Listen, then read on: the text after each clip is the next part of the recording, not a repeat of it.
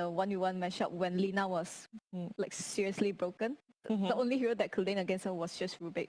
And I think it's kind of the same concept here against the Snapfire. You don't take damage and like literally there's no way this Snapfire kills you, so means no pressure, and you are definitely gonna farm faster than this Snapfire for the first, I think, 10 minutes. But I would say you can't really compare the rotations though, because for Snapfire it's so easy to help out in the team fights by just pressing R. But like for Rubik, you need to steal the right spell and kind of like walk in front to live. It's not that great. So it's good on the lane, but that's kind of where the ship ends for you. Yes. All right. How about you, Rezo? Yeah, I think it's Betboom taking this game over, just because they have really strong lanes and, you know, the morphing in the game still very good against PL with the Aghanims. They're gonna take this one. Well, if you both are correct, that would mean that we got another team joining the guaranteed international attending teams list. So let's see if Betboom can get that going. We're heading over to a commentary duo. It's Cap and SVG. After a rough game one, Tundra are going to fall back on a 9 Rubik, something that is rarely seen, mostly in the hands of 9. I can't actually think of the last mid laner who played mid Rubik. There have been a number, but I can't think of them. Mail played it. All right, there you go. That's apparently I'm pretty sure Sumail played it at one point. Maybe on Nigma. A lot of that is. Is it good? Can be, yeah. Is it good in this game? It can be, yeah. Great, let's get into the game, shall we?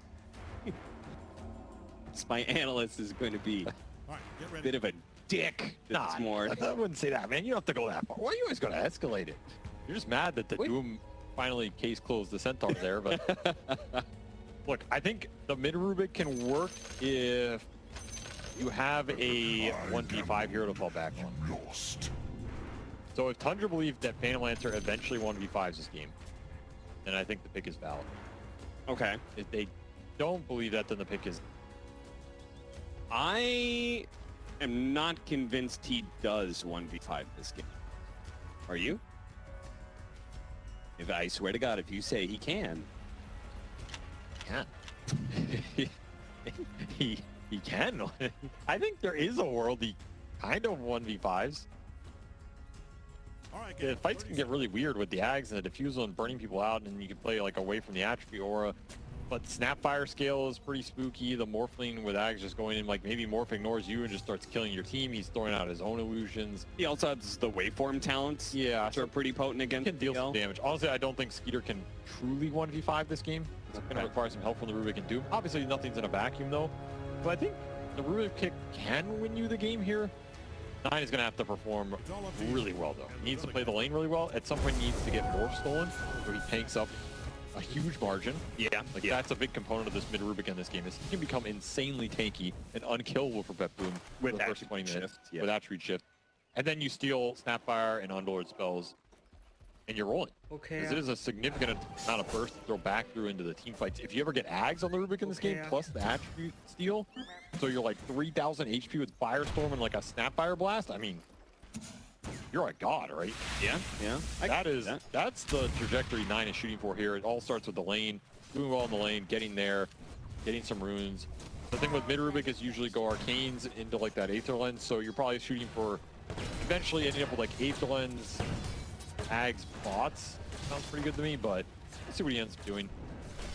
And you still have to play these lanes versus Betboom, a very lane dominant team who, as the panel talked about, is set up pretty decently here, right? There's not a lot of weaknesses in their 3 lanes. Snapfire is going to do fine mid versus almost anything, but the Morph lane should free farm down here with some interference, unless 33 gets a hell of a creep. Probably won't. As both camps are blocked already. By that you mean a heartbeat creep?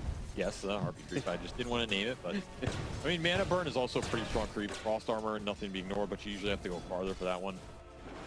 And then top is like, you know, Underlord Techies. This is also pretty damn strong. Yeah, Underlord's probably going to do fine. It's just hard for me to see Betboom getting crushed on these. So that's where 9 is going to have to really do well mid, skew this matchup in his favor, and then take it to the fighting on one of these side lanes at some point, I would. So interesting how all these mid laners now, this used to be just like, you know, like a Ember versus Huskar matchup thing. But now everyone is pulling the mid lane around the river. Gendy. Oh my god, he found another pro player who's played mid Rubik. Gendy plays mid Rubik. What were you saying? the pull. What about pulls? Yeah, how once you start losing a lane, a lot of people are now doing the pull where NTS also played it. aggressively. Mid, oh, Fairy Fire! Is that gonna be enough? It is. 9 gets the first blood. Massive win. That's what you're looking needs for. to be ahead in this game. That is what you're looking for here if you're a Tundra with this last big Rubik. And Dendi and NTS and Sumail are all sitting back and applauding 9 now. I'll shed a collective single tear. So what were we saying? Something about pull? I don't want to go back to it. No, I won't cut you off. I promise. No, I'm not. I want to hear it. I think everybody wants to hear it in the chat. Ones in the chat if you want to hear it. A lot of ones. I see a lot of ones. You can't peer pressure me. Also, there's a delay. They don't know that. You don't have Why would you tell that them? open. Why would you tell them that? You're just lying to them. All right, well. When you're behind in the mid lane, a lot of people are pulling the creep wave around the river. It used to be an Ember versus Huskar thing. Now it feels like just everyone's doing it. As soon as you start losing the lane. Which GPK obviously was losing the lane and did lose the lane as he gave up that kill. And Avery is messing around with something underneath his desk and not No, it's fine. I didn't break anything. Skeeter? Is he dead? Doppelganger is going to be able to dodge Sticky Bomb, but that just means he is in perfect position to get blast off. That's a nice connection right here. This is the lane strength that we see in the Betboom lineup at time and time again. They just find these little openings. This time it's saved with the level 2 connection on a Phantom Lancer. Not even a level 3 here for the techies. As that can be difficult, especially with Unlord, who doesn't necessarily have the best nukes to throw in, but Pure has been demolishing Skeeter in the CS department. We look at that chart, it's Pure #1 and Skeeter #6. He's having a rough time in this Underlord matchup, and that is what it is designed to do. Put the PL behind. Yeah, and it's not going to get much better. I mean, I guess the Enchantress, one of the stronger laning supports, was supposed to be able to help him get out of this lane a little bit easier, but it's just not happening. Not with the techies in the mix. So Betboom, between that and I guess the Morphling doing okay, it just means Tundra is all the more reliant on 9 to be able to build some momentum off that great first blood he got. It's going to come down to him. A lot of this early mid-game is pretty much going to be driven by 9 here. How fast he can get some arcane boots up, start walking around. I mean, he is still owning mid. Like, he is up decent CS, got that kill. He's a level advantage almost over GPK here. And that means Spellsteal is going to be coming out even faster. Which is great versus Snapfire, right? A lot of great spells to grab there. Very good. If you can steal the Sapphire spells and either get a gank towards mid off the Enchantress or the Bat, or rotate to one of these sidelings, I think that's what Tundra are really looking for. I think it starts just snowballing the hell out of this game, and then you might just have a really fat Doom to join you in that mid game, which is what they're really looking for. Okay, your Peel's going to be behind. He has a Diffusal, but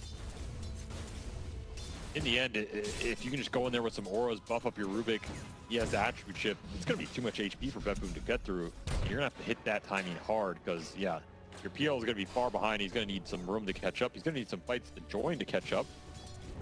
Spellsteal already online. Very good timing here, and level 3 Scatterblast. Start farming it up. I almost kind of want to see, like, AUI just rotate over there with the Enchantress or something. Help this Rubik out a little bit more, because I'm not sure if you can do much more about top lane. 9, being aggressive, has the Scatterblast steal, so you got to be careful if you're GPK.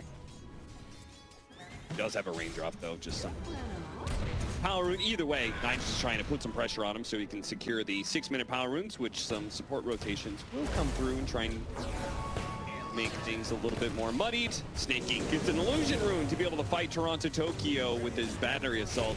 And hey, look at that. Friend in need, 33, comes down the triangle area to help out. Did eventually get that mana burn creep. Pretty nice for him for the regen. Honestly, the regen might be more valuable than the burn in this type of game. And 9, not rotating yet, but did force GPK back to base here, where GPK hit his 6. but he hasn't been able to use it. This is a time where he could maybe TP to one of these side lanes, get something going with the ultimate. A little lack of stuns to set it up for him, but sometimes you don't need it. I could see him just going top and trying to kill Skeeter here. Oh, he'll go bottom. It was a 50-50. He'll choose 33. He'll try and leash him in the cogs as Pure is getting gone on top. DD out. He's good. Oh. Wow. Of single HP points. That was crazy. I can't believe that TP actually worked. And they get the kill on 33. He's going to go for the Wisdom Rune, but AUI is already in position for that one. This is a nice little combo that I think GPK is going to look for the whole game. It's a clock snap. It used to be a burst phase combination in the Prime Snapfire pack for a reason. Yeah. Hook shot cogs and you just throw in the kisses.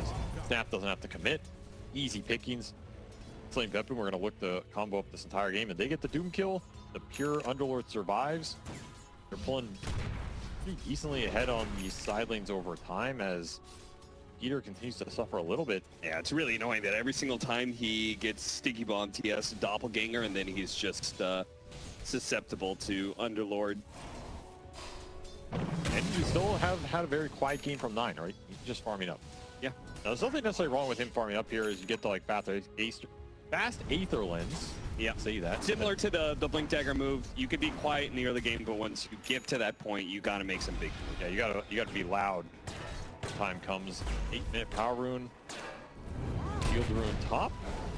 And we'll get denied by save, but he might die for it. Okay, helps him out. Dazer as well. Oh, too much magic damage from 9. Level 4 Scatter Blast. Once these Arcane Supremacy points start coming in, an instant smoke from AUI. Now is the time to get this 9 Rubik rolling as one, not the Aether Lens is flying out, but level 4 Scatter Blast. No TP on Pure right now. Yeah, Pure does know about this, but he may not be able to get out in time. Well, they'll have to dive in pretty deep for this one if they really want it. Telekinesis back, throw the damage back in, and blast off onto the two of them underneath the tower with the pit there as well. AUI is probably going to die to save instead. Just too tanky. Yeah. 1400 HP with a Vanguard, even had stick charges left. All thanks to that ward in the river. Yeah, definitely helps. Rubik's doing damage, but not that much damage. And ideally, I mean, they killed the Underlord if he's very far up in the lane, but I think you want to go for the reliable little kills here. Oh, missed the cogs. That is just unfortunate. Bronze Tokyo just off by like the smallest of centimeters there. GPK is not happy with that one. No, he's not. Show his dissatisfaction later. Back to Team Spirit, TI winner. Radiant's middle tower is hanging on by a brick. That's what he's gonna say. Back to Team Spirit.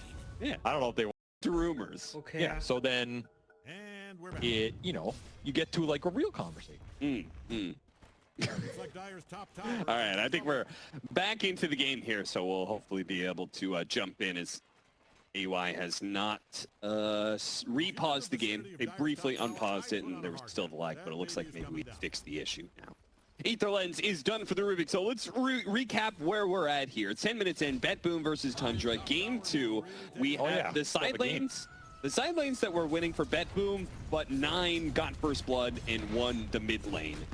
And he's looking pretty strong right now. Nice deny by Skeeter. I'll be real, I have no idea what's happening. Sure, Maybe if you listen to my nice recap. We'll see. That recap does not make up for a decade of intuition, Cap. Respect the knowledge. Uh-huh. But yes, Pure does take this top tower. What is this save spray? I mean, it's wonderful. Dude, that's pretty good, dude. I like that expression. Meme. He looks like, dude, that looks like the guy from, what's the actor's name? From Honey, I Shrunk the Kids. Oh, You know what I'm talking about? yes. That looks like him. It actually kind of does. If you throw some... It's like a younger version. You're actually gonna Yeah, look that up. I could see that. Yeah, because now it's going to bother me in the end. Oh, well. Dyer's middle tower is taking one hell of a beating. Farm Fest continues. Midas coming out for 30. Rick Moranis. Yeah, Moranis. I got some vibes of that, you know. All right, so what is 9 going to do? He has Firestorm up. He's looking at 4 staff here. It's like a less greedy option. I feel like you go bots on the mid Rubik, otherwise you just fall behind. He feels like he doesn't need it this game, that's one thing. You you also kind of need to be everywhere at once, right? Yes, and the bots help you make up for the resource and the farming requirement on this hero, which you run out of mana. That's one of the biggest problems with mid Rubik. What do you do for mana regen? How do you control it in the fights especially? Another hook shot. Bottom lane, trying to catch 33. Nightfall doesn't really have a ton of mana to follow this up, and the kisses are far too late, so... That was not even close to lining up there. That was the lightest. And used for 33, so you don't even get that punish. Pushes them to the top here, and now the race towards that mid-late game begins as both teams are gearing up the auras. I expect Tundra to want to fight through the Rubik right now, though. Especially with the Enchantress creating some power pressure. Golden Sticky Bomb's pretty nice, too, on this hero. Slowed him down enough that Snake King is going to just kind of poke at him. Like, these towers can fall surprisingly fast for Betboom if they're not ready to defend them, because their lineup is not great at defending the flanks from, like, the Enchantress and the Bat and just pulling you into Rubik Nuke. Unless the Underlord's already there, which Pure generally doesn't like to do.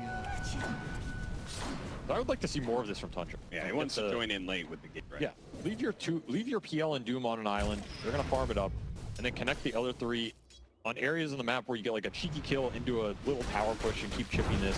If you can find core, you're gonna be really happy. That might be dependent on how strong 9 thinks he is. But it'll create space for your cores, and I think you're gonna outfarm Betboom here, because the Midas Doom with Devour plus PL in the jungle should do more than Underlord Morphling, who's going Linken's first. King down to Nightfall.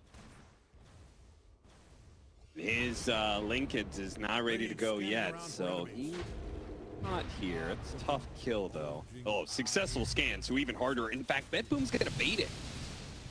A nice bait, as long as Nightfall... Oh, look at him. He uses waveform. He's like, oh, no, I don't have my mobility ability anymore. Don't go on me. What am I gonna do? Oh, they spotted 9. A perfect target to jump on, but do they have the damage? Blast Off's gonna go off. Sticky Bombs, mines being laid everywhere. 9 can't stop it. What a find. Beautiful. I guess Toronto Tokyo is too good. He was right. Yeah, he can play with lag just fine if he makes successful scans and reads like that. Clockwork is a pretty hard hero to play on ping. But he was very confident. I don't think there's... Dang, if there were. That makes his claim even bolder. That he was willing to play Clockwork on ping? That's true. How much ping is too much? I feel like 200. That's a North American. Yeah, it really is. That's probably... European would be like, more than 20 ping is just too much for me, man. If it's raining out and it's 35 ping, I don't think I can queue up today. Yeah, well, here in the Americas, in the rugged West, I haven't seen lower than 150 my entire life. Nightfall turning into the Bat Rider, trying to keep up with Snake King. Cliff walking. Walk the walk, sticky napalm slowing him down, but also slowing down Nightfall. Meanwhile, blast off, Rod of Atos, hook shot, a lot of abilities to kill 33. There's that clock snapfire connection that has worked really well for Betboom. Oh, they got the sticky bomb on Snake King, so punish on punish. +1. It's just a nice little opening that Betboom found on 33 getting greedy with the stack, and there's an ancient stack here too. Ooh, they're just gonna clean it up. 8 connection. Standing out here over the long term for Pure, though, do they have the HP to survive the Rubik nukes and stolen level 4 Firestorm? They're willing to fight this too because the Aghanim Scepter on Skeeter. Oh yeah, he's ready to go. Yeah, he's showing up to this fight. Should be a great fight for Tundra. Yeah, look at that Firestorm goal. Turn around, back on Pure. Skeeter's gonna hop down the cliff here to chase after GPK and goes for a TP out. Well, Sun's fine. Tundra, they defend their ancient stack at least a little bit. I think Betboom got some of that. Pure's gonna have to give up his life in return. The net worth continue to build. Is GPK, I mean, he's finding these moves, he's finding the little kills, but he is suffering in the net worth department just off of CS and how much Tundra's cores are extracting right now. The Midas Devour and Lancer Ags go to work. This is also a game where, you know, I was talking about the scale from the Tundra supports last time. I was about to say the Ench can help you a bit more this time around than the Pugna in terms of damage output, but Toronto Tokyo is going to put him in the dirt. Another stolen takeoff for the clock. Really good pickup because that is Going from level 7 to level 8. Yeah, he's definitely happy about that one. Good double damage on 9, but Rubik does not use this the best.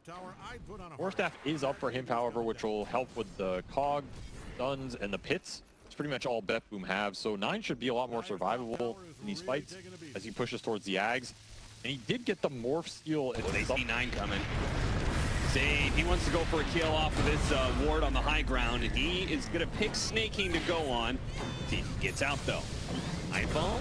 We'll show some reinforcements. Nice force staff away there from 9. They do manage to get the Doom through the Lincoln. So Morph is probably just going to start backing out here. Boy, that Firestorm is dangerous, man. Can't even tell which is which here. Oh, it is doing some hefty damage. Pure, once again, is going to fall to that, and Toronto Tokyo is probably going to get zapped down too. Trying to go for the hook shot to get away, but 9 picks up the triple off of that. I can't believe they went for that kill and didn't try and go on 9. It was I feel like if you not fight. it's just not a good chase. I don't think you really want to fight right now too much with Betboom, especially without GPK. He's so much of your early damage and sustained damage through the fight. The Morph is not offering you anything with the Lincolns right now. Especially into Pipe already done for 33 on top of the Ags Phantom Lancer. Tundra is deceptively tanky. The Rubik also did get that Morph at some point. He has 2200 HP. These are not easy cores to bring down when you're Morph. I mean, what is he offering? A waveform and some right clicks? This Firestorm just shredded them on the return. Decent damage coming out from 9, showing that that spell is not one you want to give away here, but you can't really do much about it. Especially with the Aghanim Scepter of the Phantom Lancer, their like long-range poke is insane. Yes, and that is the timing Tundra's going to try and hit here. When they have this PL with Diffusal Ags, the Rubik with Ags, who's going to start throwing out Scatter Blast plus Firestorm, and then you're just going in with a Doom with Auras. That's a pretty scary team fight for Betboom to just run into when their damage is going to be a little lacking here. This Morphling is not going to offer them a lot in this game for a while. Tundra, if they can get some net worth lead out of this, a Roshan or two, they're in decent position to just run through this game. I think the fact that the Rubik is versed the Morphling also just helps them a lot here, because Rubik is just going to be way tankier. So he can play up more aggressive, he can bait in the fights, force some stuns out that are limited, use the Force Staff even more. It's not some mid-hero that's going to die in like a single wave. Bada Betos in a blast off with the Kisses. AUI is going to die here. I want to point out something AUI has done now. He uses enchant creep to hit mid tower, forced a deny out of them. He was also using his creep to pull the top wave. He pulled it into the Bat Rider earlier. Actually doubled it up and then pulled it to the Bat Rider. So he's been doing the typical AUI 2000 big brain, little micro and abusing certain mechanics and stuff. They add up. There's a reason Snake King's net worth is maybe as high as it is right now, and Blink is finished for the Bat Rider. Yeah. AUI, a true support always, as Betboom smoke again to the triangle. This is a hard one to latch. Yeah, completely blind like this, it's not going to work. And now, Tundra, they want to turn. If Snake King can find an opening, his he is very delayed. GPK might be in range here. Firefly Blink, they can probably catch somebody. Glimmer Cape's going to be used. Sentry dropped, not quite spotting him. Flame Break, turn around, they actually save. It's going to be protected for now. I think they all got out of there. Me neither. Very lucky. They get a reaction out of Tundra, so that's worth some net worth on the map right now. Happy with that, considering how difficult that smoke was to connect. What do you think about 33's build? Tight Midas Octarine. Same old, huh? It ain't broke, don't change it. He's even got a Philosopher's Stone for some extra GPM. Why not? Good at producing gold, and you just maximize it. I love the Philly Stone when you're like right-clicking creeps all the time. Anything from them, just a little bit more gold. I think it only ends up being slightly more. Yeah, I think so too. Like if it costs you a But creep slightly a is still more. Yeah, that is true. I mean, it literally just comes down to, do you get like 2 less lane creeps in it? Probably, so. Yeah, why not? You know, a little extra GBM goes a far way. When you're trying to hit this Rubik mid-game. Ags closing in for 9, he's 1,000 off. That's gonna be like the big team fight signal for Tundra, especially if they can get another item up on 33, either the Blink or another Aura. They really want to pick off into Roche right now. Betboom still searching for damage. They're still searching for the Morphling Ags. Maybe just another item on GBK as Gleipnir is finished. He's got that. Something to combo up with the pit here. Yeah, something to work against the Phantom Lancer too. Still worried about the single target damage from Betboom right now. I think it's going to be a problem. These cores are very tanky. They're very hard to lock down. Ability comes out from Tundra in the next few minutes here as well. Like, if they get a couple more Force Staves, what are you looking at stuns-wise for Betboom? Your cogs are gone, your pit is gone, your Gleipnir isn't that effective. He is blast off, which Save has hit some sick ones, that's for sure. But it's putting a lot of weight on him to find the connection, and Roche is already dying here. It's dying fast, but I think Betboom can get there in time. This TP is so long, but finally they smoke up, start making their way to the pit. Scan is going to be successful, so Tundra will have the heads up to get out of the pit if they want. They're just going to commit, I think. They're just going to commit against this. Is dangerous, especially with the damage. So much vision available. They have the rocket blade. It's going to be dangerous with the kids is now raining in. They're going to commit. There goes the hook shot. Toronto Tokyo pushes them away. The Aegis is on the deck and he picks it up. Toronto Tokyo gets it away from the carry. Skeeter dies, and now Betboom can just run down Tundra heroes. Pure got doomed, but it just didn't matter. I don't even know if that's the guy that you want to doom here. Tundra, get nothing out of that, and the gate to block his path, you can't go through. I didn't know it worked that way. Man, what a monster. Toronto Tokyo combined with the, I mean, he got the vision, they threw the kisses in, he hits the hook shot, he pushes away Skeeter, puts himself on top of the Roshan tech. Just sick plays by the captain here. And yeah. Man, Toronto Tokyo, he is actually just too good. He's just too good. You can't stop him. The lag, the ping, the matchups, none of it matter. He will just outplay you in the clutch. Damn. Putting on a 5-position clinic in this series. The Lich in game 1 and now the Clockwork in game 2. Doing well in lane, making the plays, buying the right items, snatching the Aegis here. There's just no counterplay from Tundra too. Like, they're all just kind of sitting back watching it happen, right? Yeah, and they had the scan, so I can't believe they stayed inside the pit. I think the timing is okay, but it's just weird because you're using the DD to take that Roshan and the DD runs out and then your PL dies. If PL dies, you lose all your damage in the team fight. This lineup is built around creating space for the Phantom Lancer to go to work with the Ags Probes and the Fusel Mana Burn. This is sometimes the downside of the mid Rubik. He's not like an Ember Spear or something that's going to carry the fight if your carry goes down. Sure. He's supplementary damage and nuisance, but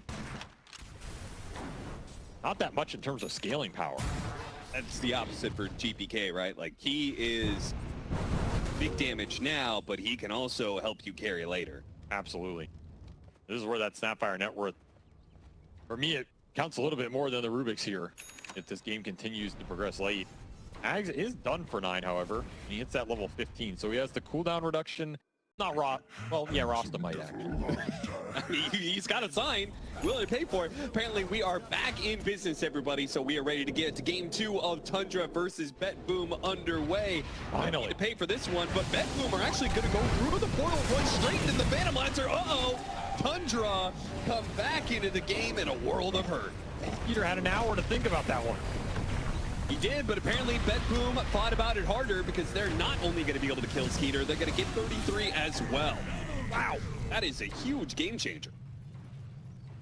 Yeah, I mean, I wish I kind of knew what changed, but I guess we'll just have to live with that as they find two. You mean you don't remember the game before? Absolutely none of it. I really got lost in the lore, I'm going to be honest. I'm still thinking about it, but Doom dies, the PL dies, your Midas... Oh, GBK's just going out there and getting more kills. All right, Tundra absolutely collapsed post-pause. I mean, it pretty much guarantees happen to one of these teams. Kind of inevitability. I hate the post-pause period in Dota, but there is nothing we can do about it. Network error. They're going to push towards EKBs here on Betboom. So all of a sudden, now the pause in a decent position as the PL lost a lot of momentum. Still trying to snowball this Rubik in this game with the Ags. Looking for the steals. And you still have Aegis on Toronto Tokyo Clockwork here. Oh, that's right. He stole the Aegis. I forgot about that. Yeah, see? That's why I'm here to remind you. Lotus Orb. He has Lotus Orb, and he's going to work towards an Aghanim himself. Damn. Yeah, he's You getting do big. not see that out of a 5-position Clockwork very often. And remember, Clock is basically the most successful hero of this tournament.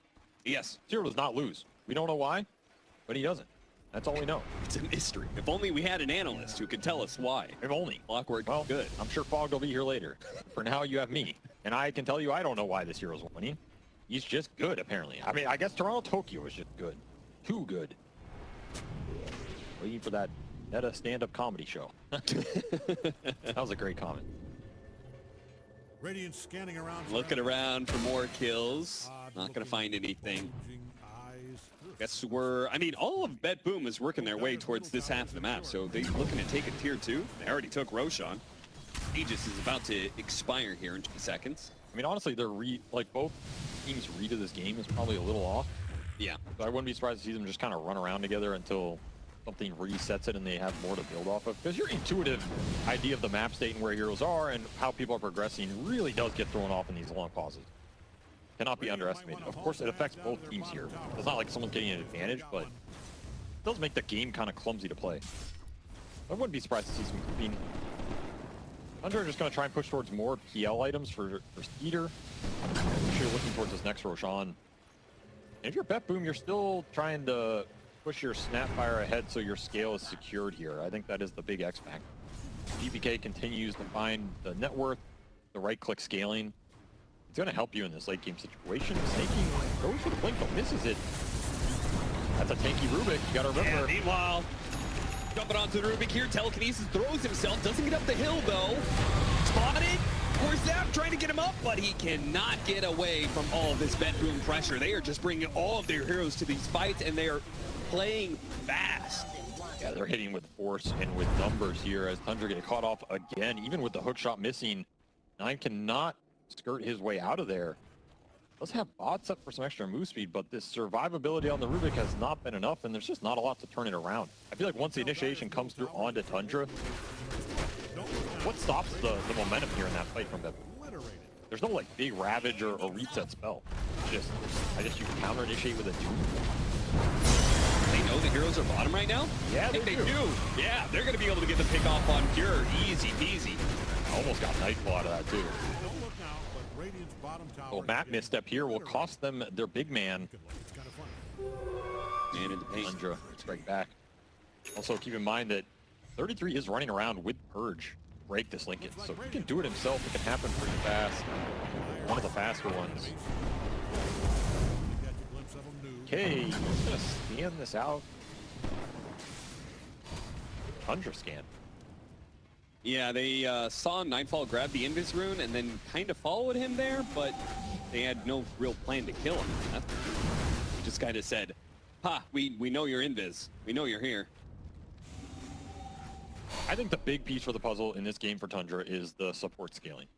That's what's going to make me confident in them being able to win this late game with the Phantom Lancer, is that the Enchantress and the Bat both have high impact based on the Bat being able to find consistent initiations off his net worth, and the Enchantress dealing some serious damage. I think AUI is a very sacrificial player when he's like standing in playing 5.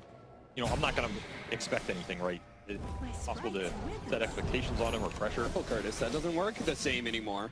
I guess Skeeter's here to tank it up for him, so that'll work. But I do think this is a game where AUI, he's going to have to step up a little and help Tundra scale into this late game and not play too sacrificial. Play a little greedy on the edge, get farm, go into these late game items. He already has Hurricane Pike up. A little more can never hurt. We're looking for him. Find him. Nope. Now you're pushing towards that next Roshan. It's about who can get their BKBs done. Spawn time is going to be in 2 minutes, so it's guaranteed to be down on this corner of the map. So Betboom probably going to live here, but the portal on through. That's an aggressive gate. Yeah, that was. Didn't catch anything for it though. I guess trying to keep Tundra on their toes. Yeah, trying to keep their vision on the map, maintain control of these jungle areas. Not going to go back through the gate though. Look like there's any poker catch from Tundra to punish. Back there, turn it back around on Skeeter. Like near help shot, but nice force staffs getting him away. Toronto Tokyo has to back out. The infinite shot's doing a lot. The Glimmer Cape will protect him. more damage being thrown around. Firestorms, APK going for the Rubik, but again, these four staffs, Tundra doing a great job protecting each other until they run out. AY and Snaking, no more saves available. They ran through those cooldowns. Save, nice shot. Snapfire now. Great blast off, that's gonna land. Cookie to follow it up. Dead Phantom Lancer with a buyback on Snaking when your carry is already gone. This is gonna feel very bad for Tundra. They are digging themselves a deep hole now. They can't find an initiation here. They're getting spells on 9, but what do they matter when the BKBs are up for Betboom and they can just commit, kill 2 supports right off the bat, and then you still have to fight into this Shiva's Underlord. Brick wall has been set up by Betboom, and it is way too hard to break through right now. And you unlock that Snapfire level 20, so the physical burst coming through, if you manage to catch the Phantom Lancer in a pit or something, is way too much for Skeeter to handle. He doesn't have a heart. He doesn't have the extra HP here to survive and skirt in and out of the fight. No Silver Edge yet to break the Underlord and just get in. He's playing off a Lincoln Sphere. Doesn't feel like it's doing much when you have 2200 HP. You're just getting melted by the AoE. There we go. You know, now I can get to finish up my shaman. Now it turns back around. Now Betboom are the one who have to pause. Yeah. Still having a little bit of an issue here. Betboom, though, probably going to feel pretty good about their 5,000 net worth lead, and I'm surprised they're over here with Roshan spawning in. I mean, Roshan could be up for all they know right now. In fact, I guess they do have a Clockwork who scouts it out. The nice aspect. I mean, if Betboom are in the pit, it's pretty hard to contest. I think every fight we've seen this game, if Betboom are there as 5, what do you do? Yeah, kind of. I almost think they needed a BKB on snaking this game. The old BKB blink bat, guarantee you can at least pull someone out of the ball, create some sort of displacement you can maybe fight around. Sure. Because he can't jump into anything. You're just getting stunned, you're getting caught in a pit. We'll have another fast go here. That's a good sign. Tundra need to find some answer in terms of the initiation problem. They cannot start these fights, and if they can't start them, Betboom are just balling their way to this game. They're taking way too many objectives away from Tundra right now, building a network lead. Big. Oh, look at that. They used the gate to be able to get to the Roshan pit a little bit faster. Some old school Underlord right here. What did, I actually missed it. Where did the shard go for Tundra when they did the Tormentor? Oh, telekinesis, throw in, throw back. Die. Yeah, seriously, that did not take long. And Morphling pumps out some damage right now. Oh, okay, thank you. Batrider shard. Batrider took the shard, not the best here for Tundra. No, certainly not. For the others, they're gonna smoke up.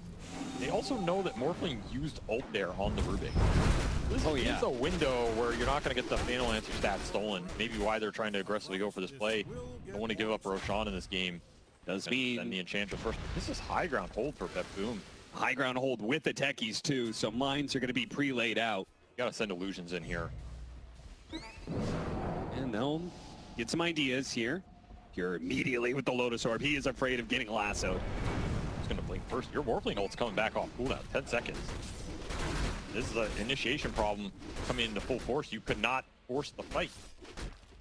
With that Morphling Ag's ult on cooldown, now it's just straight back up, and it goes unpunished here as Tundra will continue to look. I was gonna say, I feel like it's smoke time. If I've seen this story a number of times, the team that holds the high ground that eventually like smokes and tries to wrap around, but it's gonna be hard with all of the illusions, man. I think Betboom are chilling. Like, I don't think they need to force this too much. I think they're gonna wait. No, Toronto Tokyo brought out a smoke. I guess it is turning night, huh? They don't really want this Roach going to dire side. Oh yeah, that does make. So yeah, that'll light a fire here for them to get something done in the next 45 seconds. They're not gonna wrap around. They're gonna go through the pit area. Hey, this can backfire very hard if you get caught in a clumped position. Yeah. Especially against whatever spells. Oh, look at this. The jetpack. He goes through the heroes that he missed and ends up on top of Skeeter instead. Hurricane Pike forces him away. Save goes in with a blast off as well, but they don't get any kills out of this. The Doom is going to be thrown out onto the Underlord, while the Kisses does a healthy amount of damage to the supports, but they do have some heals. Somehow the only one to die there is Toronto Tokyo off the impetus. And they got the jetpack. I don't know if that hook shot was intentional, but It looked pretty cool. I don't think it was. I think he'd much rather have just taken the Doom there. And Roche is going to go to Dire side, so Betboom have their own gate they can go through. Pretty nice. Do-it-yourself version. Yeah. Are they going to go through it, though? They're hesitating. Nightfall's staying. He wants to fight. But they're going to go without GPK? I mean, he does have VODS. He can come back into play. They're going to break the Enchantress and go for the kickoff. Jump forward with the waveform. Trying to get the kill. Tundra on the run. Some of them going to the Roshan pit. 33 just trying to get out alive. Yeah, they caught him half and half. Here. Oh, blink away. Got out with the purge on himself. Cool move. But Nightfall's still going to be able to catch up to him. Has the extra movement speed and will cut him down. Meanwhile, though, Tundra, they're not doing Roshan, and Betboom know it. Yeah, there's no way they can commit. It's not fast enough. That was a smart play by Nightfall, right? He knows that Tundra are going to go to this Dire side, so he's basically predicting they're going to split up, and he wants to take advantage of the stragglers. Catches the Enchantress, catches the Doom. Very heads up play. Now they have a numbers advantage. No 33 Doom, no buyback in sight. A little bit off the mark. Look at this. Nightfall getting right on top of him. 9 goes for snaking instead. Fast execution. Now a 4 versus 5 becomes a 3 versus 5 for Tundra. Nightfall's playing this game so damn well. Very decisive, very aggressive. These are the kind of carry moves that just flat out win you games. Because you catch your opponents off guard while they're trying to formulate a plan. You already have one. Can send this Invis Morphling in, and they don't have that gem anymore. Team control not in Tundra's favor. Nightfall is using it, still having a perfect Morphling game here. 8-0 and 6, and he's looking for an Aegis to end this. Or the Phantom Lancer gets to 6-slot territory, which might not even guarantee win Tundra the game, but will definitely make it more difficult. Sure. What do you do to try and defend your base now? Because Nightfall is coming. Mad. Sad.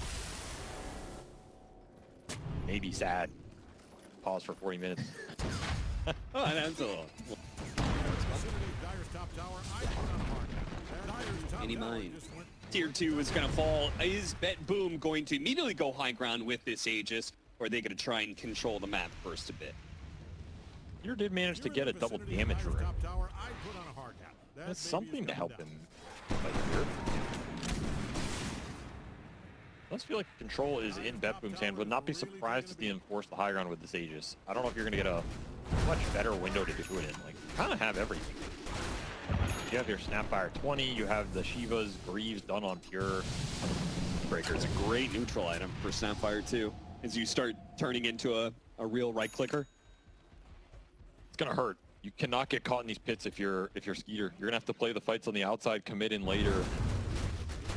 And that just makes it harder for Tundra to get the damage out, because who is dealing damage from their lineup if it's not this one Hurricane Pike from AUI, and it's not the Phantom Lancer committee? I don't feel like they have any other damage. This Rubik looks good on paper, but when he's still on Firestorm, it is looked good. When he hasn't had Firestorm, it has been kind of whatever. He does have it here.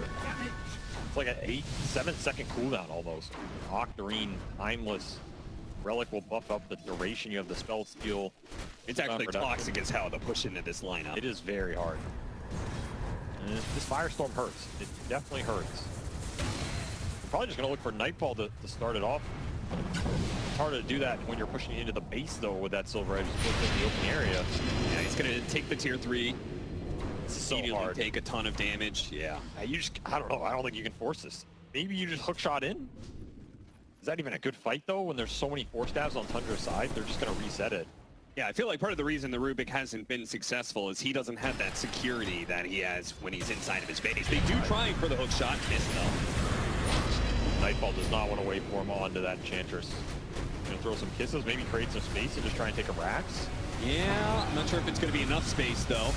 33 lays into him a little bit. They go for the lasso, miss. Telekinesis to throw back, but the adaptive strike does manage to find him. Satanic healed Nightfall to full here. Yeah, he's back up and ready to go. Turns into the Doom, gets a cookie, slays, goes on to 33, but has to back away. That's almost immediately. These Phantom Lancer illusions, they are adding up some hefty damage. GPK, in fact, had to consume the cheese.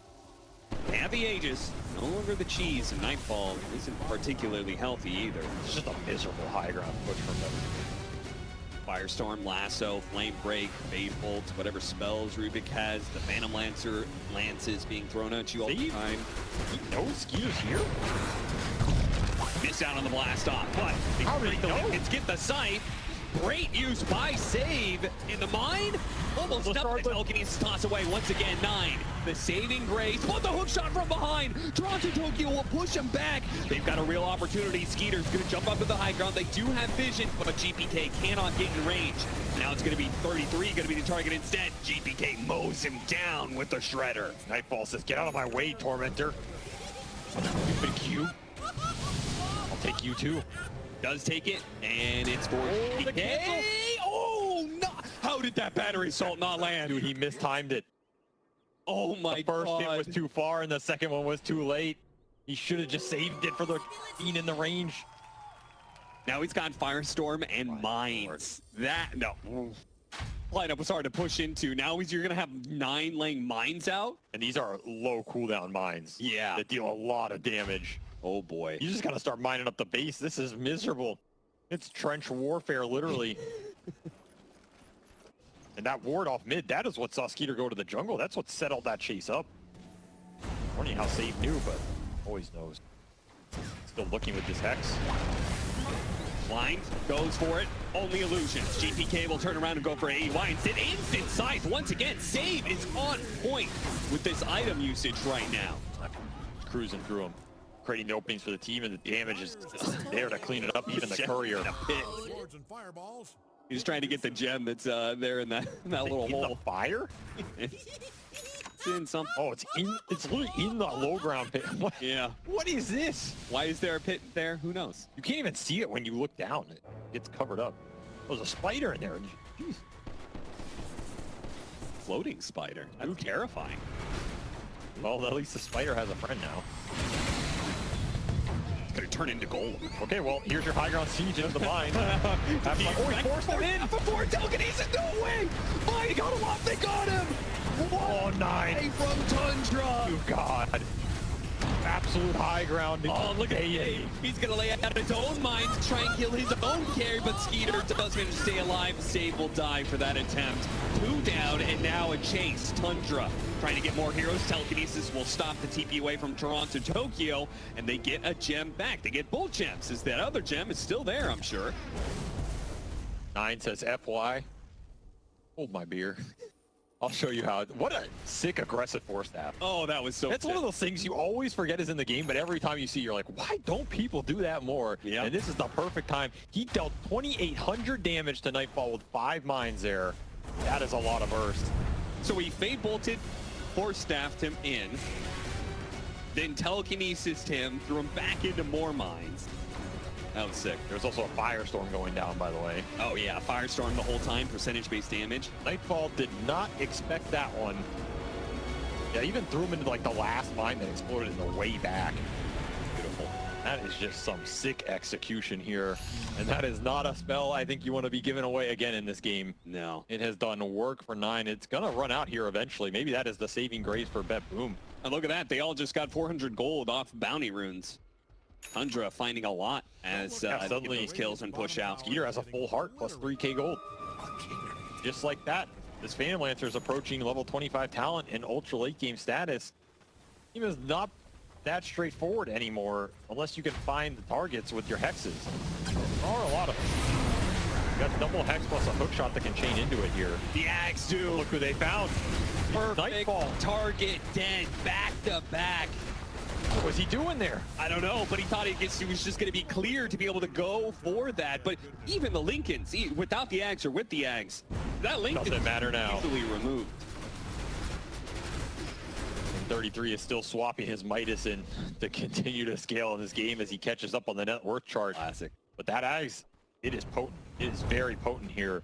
There's not a lot of save mechanisms for the BKB Man of Doom here. There's like a single force staff on save. Yeah. This game, a lot of momentum just got shifted. All of that gold lead, it was up. What, 16k is gone in 2 Morphling deaths. Just like that, you're back to even. Yeah, 13% win probability here for Tundra, now plummeting to 50. It's literally an even game entirely. 2 deaths on the Morphling is all it takes to ruin Nightfall's perfect game. Look at kill that momentum. He's still dropping mines all over the place. Why not? Might just win you the game at some point randomly. A little low, but they finally got the shard they were looking for, which is on the Enchantress. Looks like Maybe a bit too late for that to be impactful, but we'll see. Fortunately for 9, spells, their time has Oh come. no, he ran out of the Firestorm and the mines. He's gonna have to re-up here. This Rubik it's scary, man. It's scary if you give him the good spells in this game, which are pretty much, you know, the Firestorm, any of the Snapfire spells, or for that proximity. Yeah, when you have that much cast range, I feel like those mines are way more useful in a fight. They also do so much damage. He has Kaya, he has Timeless Relic, you have debuff amplification, you have spell amplification, aggression. I mean, it's like everything on this Rubik plus Arcane Supremacy. I believe spell amp doesn't. Is it not? Yeah, like Kaya spell amp, that kind of spell amp. Are you sure about that? They didn't anyway. Maybe they changed it. Right. Well, either way, when he throws the mines out, it will reduce their resistance, which means that amp that is amping up all his other spells, like Firestorm and Fateful, will do even more as well. For sure. It's still damn good. You're right, the mines might not get kind of Holy crap, 45,000 damage dealt. What is this portal? Ooh, sneaking up to Roshan, eh? I mean, it could be up right now. It's not, but it will be in a minute. a lot of Phantom Lancer illusions on the map. He has illusions in all 3 lanes. This is an illusion rune, I believe. So Skeeter controlling the entire map right now while Betboom clumped for this objective that is not up yet. You combine that with the mines, and they have a pretty good idea where Betboom isn't. Oh, Lasso almost caught up a GPK. Now they're able to get the counter initiation on the Snake King. Hexes are way too hard for the Bat Rider to go into. Trying to jetpack away, AUI, hoping to finish him off. Glimmer Cape survives as a result. Is it spell steal? That's Kisses. Oh, Kisses stolen. That's a big pickup. That is a huge pickup here. Especially Snake King. Oh, bot back TP'd in, but he didn't want to complete the TP. So they're going to be out a hero for a little bit. Tundra might want to slow this down. This Bat Rider just needed BKB this game. It has hurt Tundra so much. He's going to throw the Kisses in to scout the Roche. Fortunately, it's not up. Yeah, still not up. Betboom trying to dodge the damage here, pushing themselves against the back wall. Not all be wasted. It is up in 45 seconds. He wants to throw it again. And you're going to need some illusions to clear through this minefield. All the other lanes are pushing in really heavily. So if Tundra there's a massive wave bottom. In fact, they're going to gate to kill that wave. Says there's no way I'm letting this hit my base with catapults. Yeah.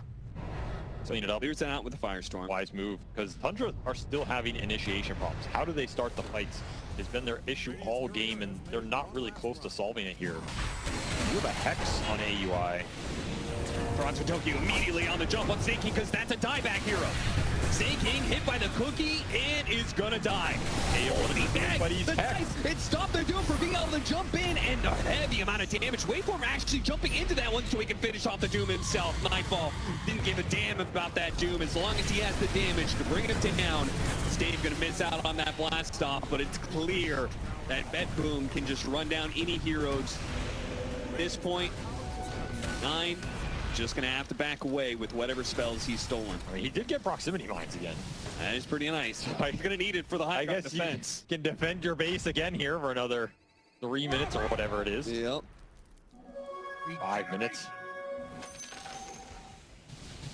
But it's just, I don't know where the opening is. Like, how do you go in versus the double Hex waiting for you? You can't really go on the Underlord. There's Lincoln Spears, there's an Invis Morphling. It's just a Bat Rider lasso with no BKB to back it up. It's impossible. Yeah, there's way too much that Snake King has to do with too little net worth. I mean, without the BKB, you really can't get this done. I believe this game is coming down to Tundra are in a position where it's maybe we can't win, but we're going to make it so you can't either. Yeah, and hope that Betboom throw going high ground. Like, that's probably your best bet right now. You get some crazy high ground defense fight that just boomerangs back to Betboom's base and you win off that. Because I don't think you can aggressively take it to them. And to get weird with it. Problem is, level 25 is done for Snapfire, so GPK is hitting full capacity here. He is really starting to hurt. Nightfall going to be a little bit more careful, but the Kisses, the stolen Kisses are going to be put to work. That is super annoying, because that's just another wave they have to wait out here. At this point, stop casting proximity mines. Yeah, you may have to start thinking about that. It might help you win this game. You're not really a hero without it, but Yeah, but is 9 a hero without it? That's a bigger question. I mean, to be fair, when they killed the Morphling, Save also went in and almost soloed Skeeter.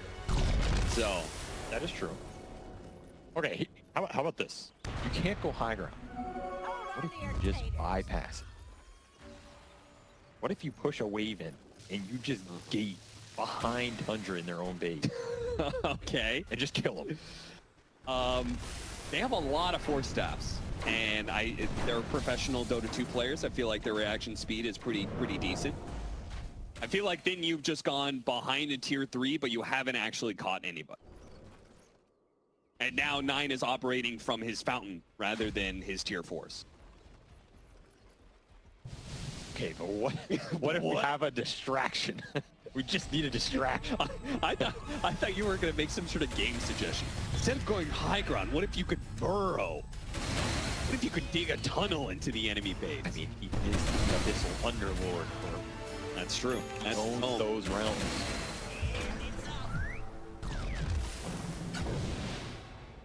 The Clockwork Ags rocket spam, that's going to keep all the lanes pushed in. So Tundra kind of need to find a way to put some sort of pressure out there, exert some sort of force on the side lanes.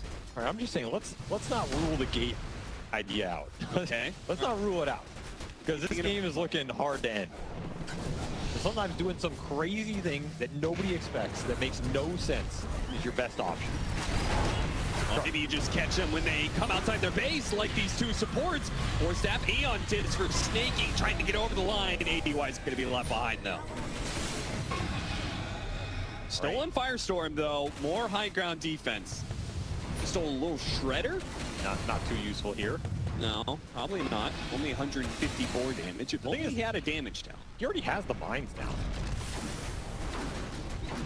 It's already a problem. Yeah, you're right. I'm gonna send some illusions in or get something. Oh, he tried to force Staff Pure in. We're gonna clip the wave. Try and help the wave go in. Okay. Nightfall starts pushing at it. Telekinesis throw him back in once again. The flashback. hook shot. Oh, Toronto Tokyo, that's not where you want to be. He's gonna die almost instantly in the out. Yeah, on top of all these low health heroes. 3 heroes already gone. They're gonna start buying back on some of them. Toronto Tokyo, but I think the rest realize this is a bad fight. There is no saving it. There's no saving Nightfall. He's gonna need the help. GBK? He's got a double shredder. BK double shredder goes to work. He absolutely shredded the Doom, and now he's looking for more. Tundra retreating back to their high ground, playing the distance game, playing off of these stolen spells. Gonna be caught by that shredder. Force staff gets him away. GPK couldn't finish off these illusion laner. These illusions saving so much damage. Oh my! Oh, jeez! Yo, this Phantom Lancer is becoming an issue, man. Octarine, 4,300 HP. These illusions, he doesn't even need to be in the fight, and he is killing cores. 3 buybacks for Betboom, and they got AUI? I mean, they got the Doom. They didn't even get a Rax. Yeah, but they didn't get the Doom buyback. They're going back? Dude, this is crazy. This is the type of play. This is how Tundra win the game. Like, you push a base without buys, and they somehow win these base defense fights, which have been going super well for them. But they don't have to be the ones initiating their lineup. Thrives. They can find the opening. Oh, we got him on the lasso. Into the mine. Go up into the mine. He goes. Justice against the techies. Now they got the side onto the Morphling 2 as they try to follow Save in. He's dead for 2 minutes, and it's time for Betboom to quit this idea that they can go to the high ground anymore. It is a failed endeavor, my friends. Get out. Save me. Say Toronto Tokyo, but Nightfall says pay for your own sins. I'm out of here. Nightfall. He should be able to wait for him and just farm his way backwards here. Refresher is going to be his next idea. That is 2 diebacks for Betboom. 90 seconds without the supports. 6 minutes for all those cooldowns. At the same time, they're a much different team, I think, when they're on their high ground and when they're not. Oh yeah, these aggressive goes from Tundra are way harder than defensive-oriented fights. But they're getting to a point where the Phantom Lancer is not so clear how to deal with him anymore. and he's doing a significant more amount of damage than he was 10 minutes ago with the talent, with the crits coming through. You got an Enchantress buyback out of that and nothing else. Triple buy and some deaths. This momentum has changed a lot. 7k gold lead for Tundra, and the AoE Dooms have been spot on from 33. Who's still probably going to have buyback for the next fight if he can get a little more gold. Now, they're the ones to use Kisses defensively to try and clear out a creep wave, but they did get over that backdoor protection line. And look at how far back they're playing. They do not want to give up a lasso here. Naking was fishing for it. It's a disciplined play.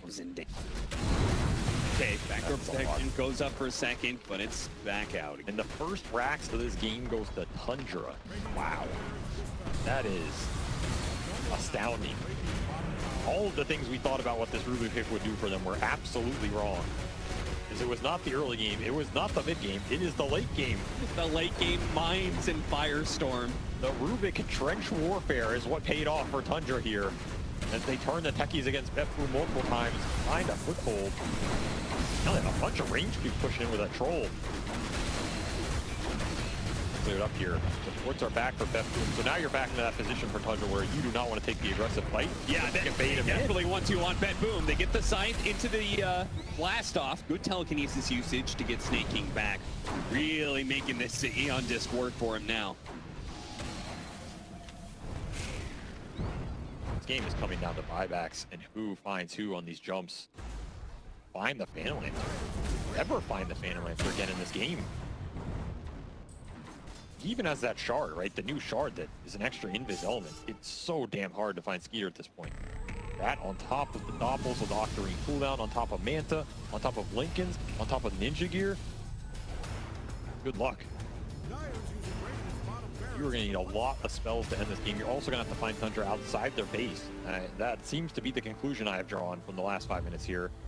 And we're approaching the 60-minute mark, which means those last tier of neutral items. You better be praying for some Machinas. Need him on the Betboom side.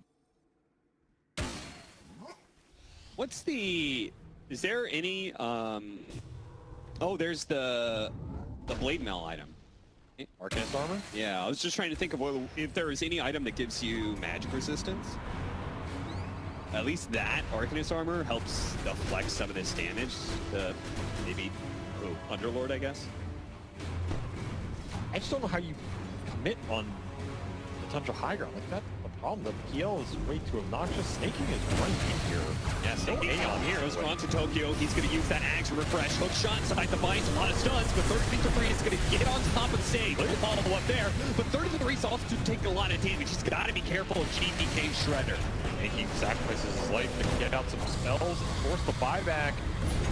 They're poking at them from a distance. Kiss is trying to cover all this up right now as Pure goes for the desperate TP out, but he will be denied that. Toronto Tokyo is going to be caught up in it as well. So double kill with no buyback. No Underlord, no Clockwork. Tundra now in a 5 versus 3 with lots of time. This Rubik is becoming... Look at the damage in this fight from the Rubik battle. He hit level 25. He has 40% spell amp for stolen spells. He's throwing out a Firestorm that gets amped by the Kaya built into the E-Blade, with E-Blade on top of a hero, with Timeless Relic, with his own spell amp, and then he's rocket flaring off cooldown, and he had an Arcane Rune there. Okay. He had like 5-second cooldown rocket flare that's hitting for like 350 or something. That's just a joke. Not to mention this Firestorm was chunking Pure. I mean, how much is it? 5% burn damage? It was doing 167 damage a wave? It's just disgusting what this Rubik is putting out right now with all the talents online. 4% max HP burn right now. The late game is where he shines, apparently. Oh, look at that, though. Divine Rapier picked up for GPK. Okay, he is not playing around anymore. No. With that data list, remember the last time 33 tried to show up with the Ag's Doom and then the Shredder took him down to half? Disappear. Yeah, he might just die straight up. That was a double Shredder, so he only has one. He has to use it wisely here, but it is a multi-Shredder with the extra hits. Blast off lands, but 33? Doom's already dead. Where's that Shredder? Comes through. They have to back themselves up a little bit here. Shredder goes through. Gone. That's a double. You're gone, son. Lincoln, you miss it. GPK puts you back in the well as he got some crits to boot. He'll take the 2 for 1. Oh, look at that. Enchanters, AUI already setting them up with a creep long time ago.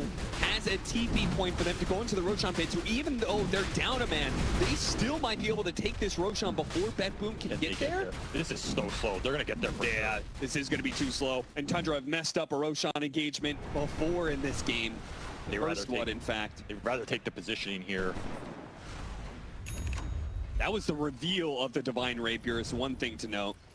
BPK, is he going to get that same kind of beautiful jump again? Refresher for Wave Morphling. You don't have much armor on Tundra's side. That's the problem. Even if you know about it, what are you going to do about it? You don't have a Shivas. You don't have an AC. These are all squishy heroes to that Shredder. Yeah. If he connects, you have only a prayer to save you at that point. Still, the buybacks are up for Tundra. They're getting a lot of gold in Arcane Blink for 9. Okay, and we also have 60-minute items, so you're going to be coming in. Betboom not worried about the tier 5s, instead worried about Roshan. As it goes over to the Radiant side, they're going to quickly take it down. I don't think Tundra does this. They'd rather save their buybacks, play for the high ground defense. Of course, dare I say it. So a free Aghanim Scepter for the... He already consumed his Ags, actually, so he can give it to someone. Minus. Oh, no, he doesn't. Yo, Nine, what are you doing down here, son? Yeah, Nine Oh showed my himself, God. almost got hit. There was a hook shot that was attempted. Oh, he didn't make it over the cliff. He spotted again, and there's the damage. What was he doing? I don't know. He might have thought Roshan was still atop. Maybe. Yeah. I don't, like, you knew Betboom were down there. Yeah. He's just solo. I mean, you have Arcane Blink with Seer Stone, so this blink range is insane, but it did not get him far enough. And now you have Aegis for the Divine GPK, who's only one talent away from being maxed here. Okay, let's go over. It's always Giant's Ring for Skeeter. Oh, yeah. We're gonna see this. Yeah, that is a shred from hell right there. How does Skeeter always end with Giant's Ring? Power is destroyed. It's just destiny. I mean, I guess now it's higher chance, but even back then he was getting it. That's a big Phantom Lancer and a big problem. Yeah, we're having a whole time with that damage. Look at that Desolator. Woo. The Rockets Almost finished off AY. And then they found a Lasso. Pulling in the fourth fling. They're going to be able to get the Doom on top of them. They have 74 first assets to get the fourth fling out of here. They definitely need to, but the damage is just intense. GPK is making heroes disappear every single time he jumps in, but Betboom do have the base to worry about. Yeah, they really have to worry about this. They have Kate to come back, though. Yeah, GPK's not backing down. He wants to see if Tundra come out. Yes, Stygian Desolator, man. The damage is absolutely out of control. How much damage is he doing a hit? It's so much. It's 700, almost 750, and then he can crit off of it. That is disgusting. And for no armor. They have no armor.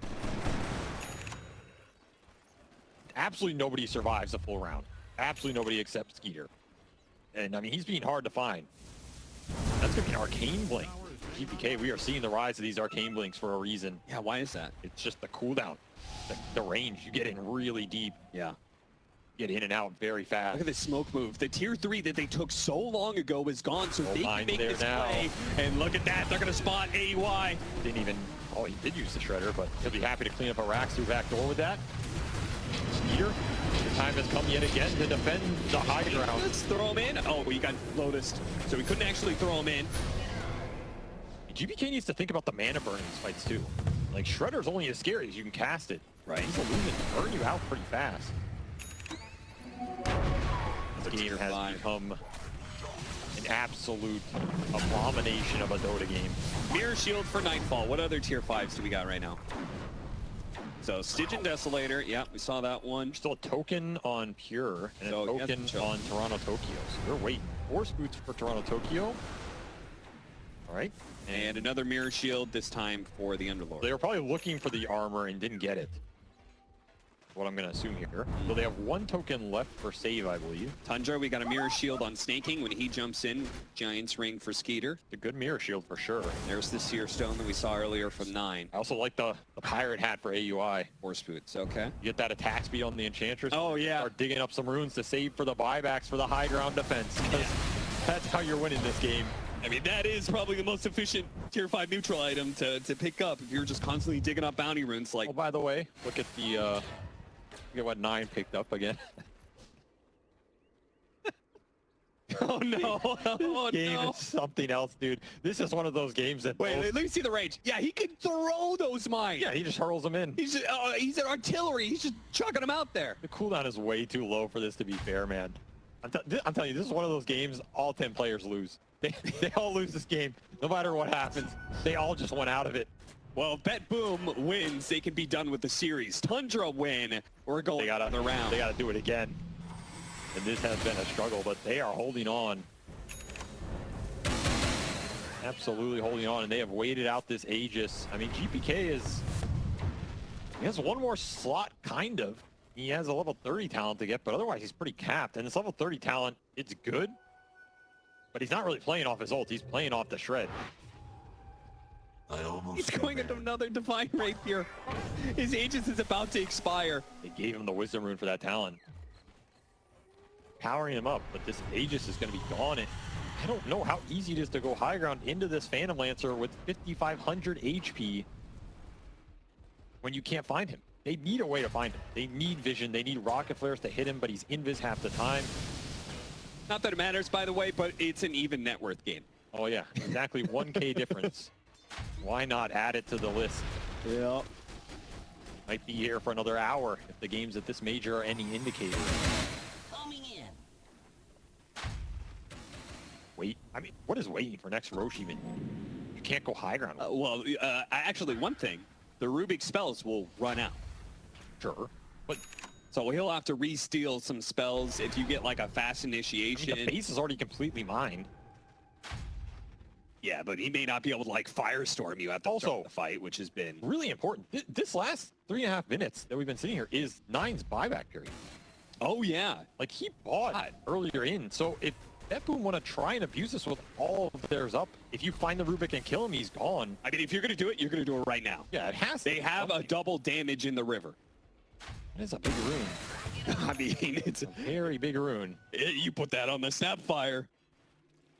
Grandma's hitting real hard. A cowboy grandma from hell. She's gonna get the bottle to put it in so they have it saved. Is that a Pantera reference? Or A little bit, yeah. I respect that. The 66 minutes in this game to think of that one. He will take that DD.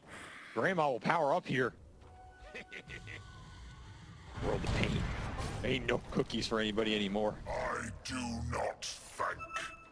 But can you get the damage out on who you want? That is the problem. Look at Curtis. Where did these creeps even come from? They come from top? They go through the portal? How'd you get these here, Curtis? I mean, he's pushing the one lane that there isn't a Rax. Like, he's going to mega you. That's the thing Betboom have to think about, too. These creeps are going to mega you bottom if you commit for a fight, and your base is missing 2 lanes and exposed.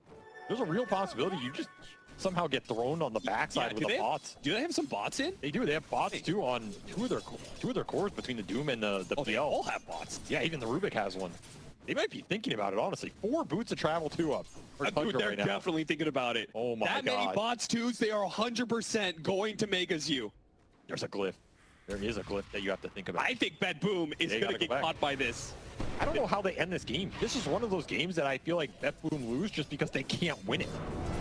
Like, they just can't win the game, so inevitably you will lose. Yeah, there's a whole lot more red dots on the map, that's for Oh sure. my God, that base. Tundra's base is going through puberty right now. There's red dots everywhere. The aggressive smoke. Yep, the aggressive smoke in. And buildings, they're letting the creeps actually hit the buildings. The range barracks dies to just that. How did we end up in a siege scenario where Tundra are the one siege? I don't know, but the illusions, they're going to start hitting the buildings, and that is going to force Betboom out of the base at some point. Don't tell me Tundra are going to whittle their way through a melee Rax. 10 damage at a time. Yeah, they actually will. They are the team to do that. They're the team 100% to do that. How does Snaking not have a BKB in this game? Oh, yeah, he bought a Neon, and then he bought a bots too. Buy a BKB, dude. Yeah, he's got a mirror shield. At this point, I don't even think it matters because he's just going to die to the shred, but... Just believe in the mirror shield. God. Well, Nine's buyback is coming back up. So they got that going for him. I'm so surprised that Tundra didn't put the pressure on Betboom. I mean, I guess they didn't have buyback on 9. It's up in 40 seconds. maybe that's just a risk too much. Like, you lose that fight, they could go high ground in a minute. You gotta remember, it's Tundra too, you know? You guys are a very patient team. Yes. I doubt they're in a rush right now. And I'm not sure if Betboom is that same kind of team. Are they patient? I think they're getting frustrated. Yeah, I think so too. 2 more creeps are pushing in bottom, by the way. I feel like they were a little lax on their base defense, you know? Yeah, it's creeping up. It's coming in again. These games are very frustrating. I mean, if Phantom Bloods are just TP'd into bottom lane and just all in the building. He might get it. He probably dies. He probably dies. I don't think the Megas are worth a PL buyback, though. I agree with that 99% out of 100. In this situation where your high ground is so immense, like Betboom might be like, guys, we have to go high ground now because of Mega. That is quite a gambit. And that's a gambit to win, baby. That's a Lancer gambit right there. Oh my god, he found an arcane. Oh, snaking! He took the arcane rune from 9. That one's okay. You don't know where Betboom are right. They are very close. That Linkus will proc. They almost caught snaking. Gaining in. Another Glimmer Cape, another Blink ready to go. He might think about going back in. Some of his team is around. Anybody want a Wisdom Rune? The old... How much experience does a 70-minute Wisdom? 2,800. Oh my god, he's almost level 25. Yeah, that's a decent 25 talent. Oh yeah. He's the last one to get in this game? Yes, everybody else is 25 or higher. Alright, lane for Roche. It's gonna be a clash. Gets Tokyo, spots him, hits him with the hook. Bounce it back with the cogs. The Undead's gonna be able to protect him. Nullifier's a little bit late. They get the 4 staffs to get him out of there. Like, oh, he committed 1 BKB. He does have Refresher here. Still want to take the fight. Again, Tundra are happy just poking spells out from Betboom, slowly wearing them down. Oh, look at that spell steal He got range, mines man. again. He got mines again. Why? Why do you do this to yourself? How the dude, Roshan Pit's gonna get mined up so heavily. If Betboom do not find a way to start this fight now, it is going to start looking like the dire base. I mean, they can't because their base is still getting pressured. There's like stupid Wildekins and shit in their base. Why is relentless? He's sending a Warpine in mid. Why, dude? It's so annoying. Look at Skeeter with his Giant's Ring and this invisibility. King is so far up, he doesn't have Aeon. They don't see him. They see him now. Spot him now. Immediately the hook shot. Or that. Oh, he dies instantly. He is by. He does. They got a reaction out of Betboom. Toronto Tokyo maybe didn't want that cookie. It's okay. The illusions are cleared out. Oh, hit of Malice here. Back to the mines. Gonna be throwing out hits.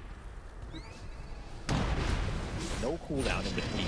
With mines on top of it. In fact, yeah, he can literally just have 2 hits out. Well, I hope Betboom are enjoying this one. Oh my god, you're gonna get pitted and mined and pitted and mined. Do the pits stack? Why do I have to ask if the pits stack? That shouldn't be a question I have to know. It's not normal. We're about to find out. Refresher for Snaking. I guess he can refresh the Aeon when he goes in. He has played this game with some balls, I'll give him that. Yep. He has just jumped in every fight, live or die. And they are encroaching on your territory, Betboom. They're getting more illusions, more mines. Here comes Toronto Tokyo straight into the heart of hell. That cog for it. The cog is blocking it. That's going to be a BKB wasted at this point. And the Doom, who's jumped back in. Now gets on top. Goes for the Underlord. They're going to quickly take him down. That was fast. And Low Shredder only being used on illusions. There's no real Phantom Lancer there. Tundra is playing the kite game perfectly here. The lift, throw him back one at a time, send the illusions in. Trying to go for the cookie, blink away. Meanwhile, Impetuses. That's a pure buyback. It's pure buyback. And remember, their base is getting hit by a goddamn Warpine Raider right now. I don't know how these creeps are still here for AUI, but they are just exerting some pressure. Kiss is going out, trying to get some vision for Pure to come back into play, but he's immediately caught in the pit.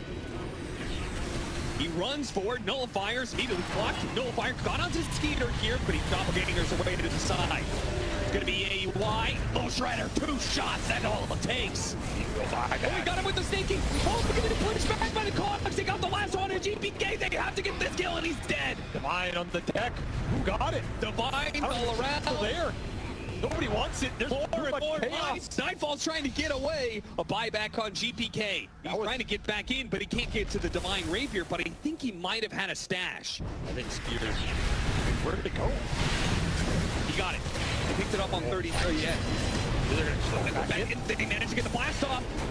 Buyback immediately onto 9. The fire and the side. Oh, they can go for Skeeter. Only form. Can it catch him? A Glimmer Cape is getting him away. They don't have the detection. Now Skeeter is healing back up. They turn. Betboom a little bit lost, but they spot their target. That's going to be the Doom. Skeeter, he has to try and heal up during this period. He keeps on showing himself, though. He keeps on baiting Betboom in deeper and deeper. They desperately want this kill. Is that him? Is it not him? It's the Lancer. They're not sure anymore. He's TPing out. He's TPing all in the vision, but Sane couldn't get it off. And meanwhile, the creeps are being dragged out of their Tier base. 4s are dying over here. There is a throne exposed on the Radiant side. Betboom have to send Pure back once again. They got 3 buybacks out of Tundra and a Roshan, but it cost them 3 of their own, and they're going to have to chase it top. Well, the base is being threatened. GPK gets his Divine back, but I don't know if he feels good about that one. I mean, was that his original Divine? Because he also had a second Divine. Yes, it was. Okay. I think he gained it in that fight because he did not have enough gold for buyback and a second one here. Wait, Roche is back. Okay, Roche has bugged and has gone back bottom as they stunned it. A fatal mistake, but I guess it doesn't matter. It'll cost him a little time. Yeah, it's This fine. game indeed has everything. Been some Roshan rebellion. Oh god, that and a refresher on GPK again. We saw it last time. Just gonna eat the cheese. Yeah, He's like, screw your cheese, man. I don't have the slots for this. I've never heard of a block of cheese. Yo, Toronto, Tokyo. You want to go over there? Toronto Tokyo probably wanted it, actually. He's like, what the hell, man? Why'd you eat that? That's a classic GPK move if I've ever seen one. If I can't eat the cheese, nobody will. None of you deserve the cheese this game. Maybe if you start pulling your goddamn weight, you could have a cheese. Giant Lancer Illusions just killed Toronto Tokyo's courier in his base. By the way, Yeah? AUI died in that fight because he's dead. He was microing mud golems in Betboom's base, pulling creeps off of the throne. That's why those tier 4s are dead. Because he pulled a Radiant Wave off of the tier 4. Really? That's what he mud did? golems. This man will take so much of you from so man, little. He has no chill, bro. This man has no chill. Disgusting. This is a disgusting You already game. won a TI. You've retired. Chill out, AUI. Take a break, man. Take a break. Oh, Sweaty. Wind Waker done. Like, needs it too. Nullifiers are scary, but Ooh. These Dooms have been super impactful too. Tundra, they need to play around the jumps from 33, sticking on these 4 targets with the 2 Dooms between him. I almost feel bad. Very influential, as the other 3 had to buy for that fight. I mean, Betboom, they did find heroes. Cost them a lot, and now they are buying out for the Rapiers cap. It is double Rapier for GPK. yeah. And a Rapier for Nightfall. I think Nightfall, that was the Was that the one on the ground? yeah, I I'm don't even know. telling you, GPK had a second rate. Maybe. I mean, who the hell knows at this point?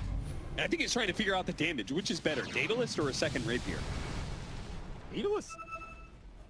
I think it's always the Rapier, but Daedalus is definitely better than the Silver Edge. Okay. And he does have But a he also kind of needs the silver edge to get in position, maybe. God, it's hard to... I mean, what happens if you ever just Shredder the tier 4s with double Divine and insta-refresh Shredder it again? Do they just disappear? like take the win? throne? Like they just don't pop glyph in time? It's like just win 2 the game? seconds. Like, I'm telling you, the gate play, it goes back. It's like back to the gate. Just gate him there. Let him go to work. Sneaking. Spotted. Oh, the blink away, barely. Toronto Tokyo blind hook shot. Was just praying to land it, but Snake King gets away. Pure is already keeping bottom. He knows the game that is being played right now. Yeah. get the lanes in the eventual split push. By the way, Tundra's ace is still completely mined from earlier. Yeah. And also they, still have not taken any buildings past that tier 3, which I'm surprised that we haven't seen like just a little shredder quickly take one of these buildings, but. He had buyback here, I think maybe we'd see it. But yeah, that's what I'm saying. Like, what is Betboom's plan to win this game? What is it? Okay, well then don't make fun of my gate plan. If you don't, nobody knows. Listen, I don't know what the right plan is, but I know what a bad plan is. There's no bad plan. There's no plan. He's going to be pulled back in. Aghanim Scepter immediately. As soon as they get the lasso, they use the Doom on 33. And if there's anybody who tries to save the person who gets lassoed, they're going to get Doom too. Just like the Underlord now. 33 though. Just needs some help. That Lotus Orb, Aeon Disc can only last so long. Gets the Force Staff away. Manages to survive. So they bring down the Underlord for 2 minutes. And now it's Betboom who have to retreat here. Yeah, they need to get the hell out. No cure for 2. That is... No, GPK goes back in. Quickly burns down on the 2. They surprise him, and Nightfall's going to be able to catch the Bat Rider as well. 3-10 for Tundra. And now, just like that, I mean, the numbers disappear so quickly. It's all about who gets the jump. The advantage goes away in a second. I thought Tundra were going to rout him there for sure, but if you can't find GPK and he finds you, that is a death sentence. Tundra do not have answers for the Snapfire right now. Betboom do not have answers for Skeeter, but one of them kills you a lot faster. They did get a save buyback out of that as he went through the gate that Pure set up. That's going to be the longest cooldown in the game now on the techies. Once again, I ask Betboom, how are you winning this game? I know how Tundra are losing it. I want to know how you are going to win this. It's going to have to be a man up at some point. You're just going to have to commit to like a push and kill these heroes through buyback. I don't know. I still think there is some siege with Shredder that is possible. Oh, look. He's worried about the lift into the aggressive Force Staff type play that we saw earlier, I think. AY 2000's heading for the Radiant base again. Look at him go. Lizard down. Whose Lizard is this? I mean, he's got the... Doesn't he have the Ancient talent? Oh. Wait, who has the Overlord then? Whose Lizard is it? Oh, it's Skaters. Skaters bought a helm of the Overlord and backpacked it. Of course. Dude, this team has all the tricks, man. Oh, goddamn. Didn't even... It's still down here. He's just holding it. Yeah, he's just gonna chill out. I mean, this is what you're supposed to do. This goes back to literally the Eternal Envy. This is the first one I saw do this, where you buy an extra helmet of Dominator, you get a creep, and you save it back here for use of travel possibility. Yep. It is a very important thing to have up, and Skeeter has so much extra gold. Why not do it? I mean, if they could still do it, they'd probably buy mass couriers and circle them around the throne. That said, they also have another vehicle as 9 stole Gate. Oh. Which is pretty interesting since he has the Ags for it too. Oh yeah, hit him with the pit around the gate. See what he can do with this. I don't know how useful it's gonna be. He's gonna throw a gate onto them. And they what the? That wasn't the move. I mean, it's fine. He's got like Octarine, super low cooldown. They don't know about it. There's that some blood. I mean, Tundra can entertain themselves all day long inside this base. They're in for the long haul, baby. They're gonna stick around. Oh, a double damage. Oh god, look at him. 1,100 damage. That's a big boy. That's a big boy right there. Mortimer is heavy. Mortimer's Ben Jim. That boy thick. He is a thick boy indeed. It's a thick ass boy right there. Can he do anything with it? Look at the cannons on the ground. They're like, oh god, guys, they're coming to backdoor us. No, all just a bait. Touch is just screwing with you. This is one of the silliest games I've ever seen on so many levels. 82 minutes. This game does not look like it's close to being over. Are we actually going to give that other 2-hour game a run for its money here? Remember when Ice Frog put in tier 5 items as like, okay, if the game actually goes 60 minutes, you end the game with me. No one got an Ex Machina though. That's the crazy part. It's just a bunch of mirror. It's like all defensive. It's like Yeah, all mirror shields and force boots to play the high ground fights. Yeah. I'm telling you, neither team has an idea how to win this game. They just both understand how to not lose it. They're like, guys, don't worry. Our plan to not lose is better. This is where the MR factor comes in. Who's younger? Who's younger in this game? It's got to be Betboom. Betboom, surely. I feel like AUI probably not AUI is struggling. He takes the average away. I mean, the Nake's up there too. Oh, they found a Doom on Nightfall.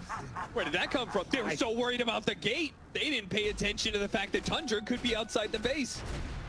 That is a big death. Can Tundra punish it? Probably not. He does that buy. Now, Roshan is not going to be up in time, so that was actually a time for Tundra to get an Aegis and maybe try and force Megas, but they will not, sadly. It is very poorly timed with this Morphling death timer.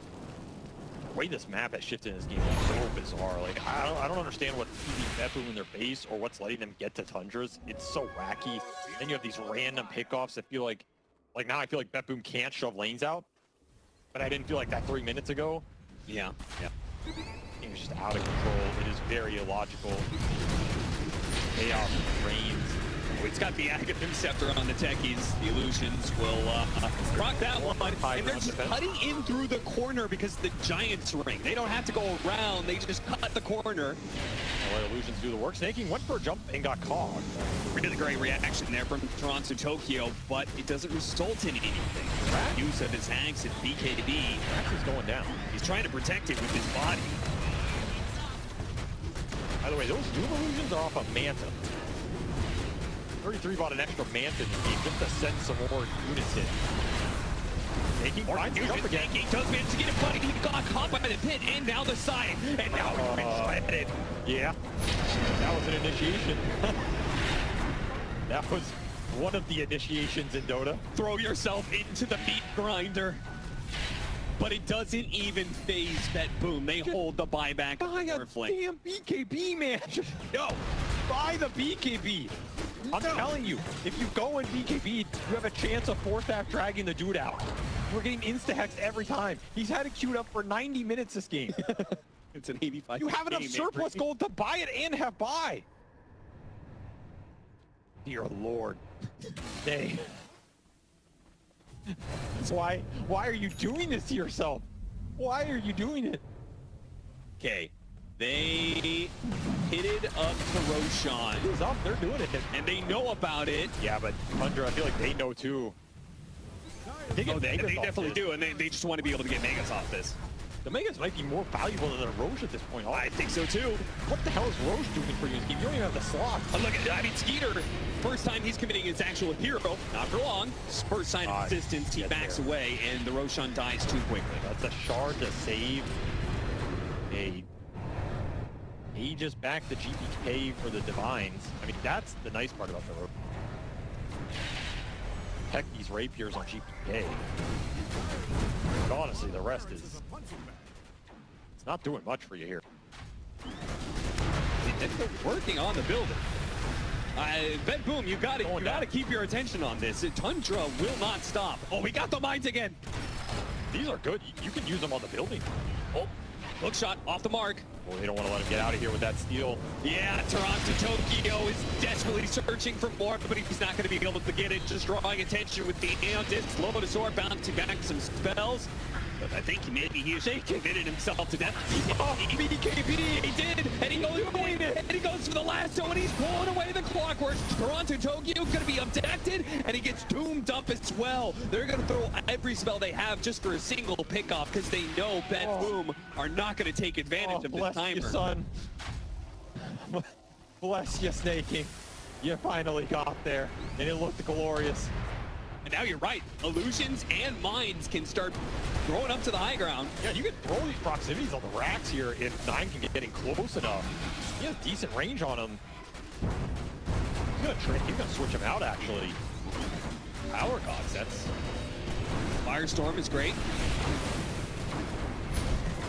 Minefield planted again. Not This is some weird siege going on with this giant swing over the head. The mantra should be the building is lower than it was a minute ago. That is true. Technically, you are winning the game. It's up to Betboom. They have to do something to stop this. Here comes the mines. They just procced one with the other. They got the glyph. Oh, they glyphed off of it. That's bad. That's that's so valuable, especially GPK, who almost dies off the illusion, turns around, tries to fight him, stays alive. But it's a moment. Nine understands what's going on now. Yeah. Chunking has begun. Tokyo, he's gonna have to buy back. He give me back up for snaking. Another jump. Once he gets jump. Fire for the stat, trying to get snaking away. And Nightfall chasing to get after him. The waveform can't quite get him. GPK is in deep. That's gonna be get here. Can they get to him? He has no BKB for 2 seconds. And it's back second.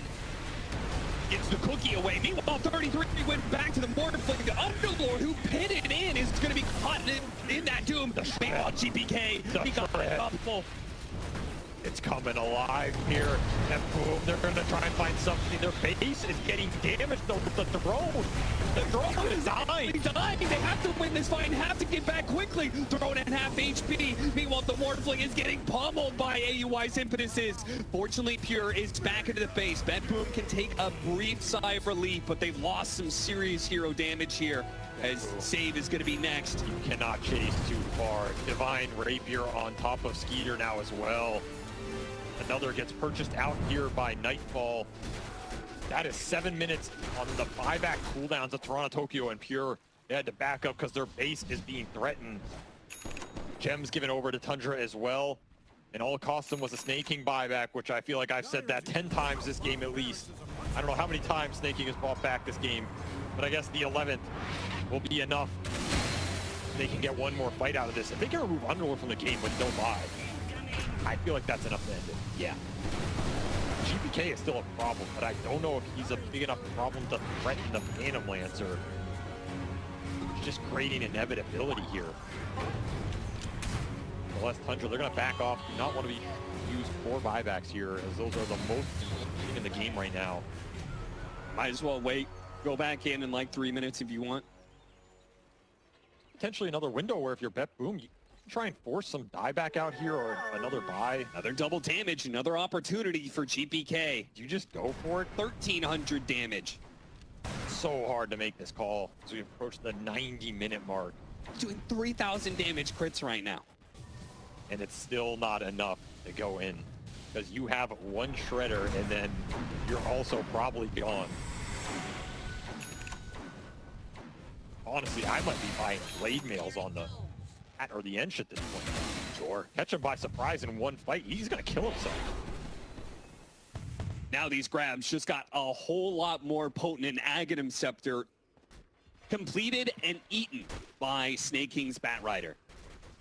You don't have to save for buyback anymore. No, you don't.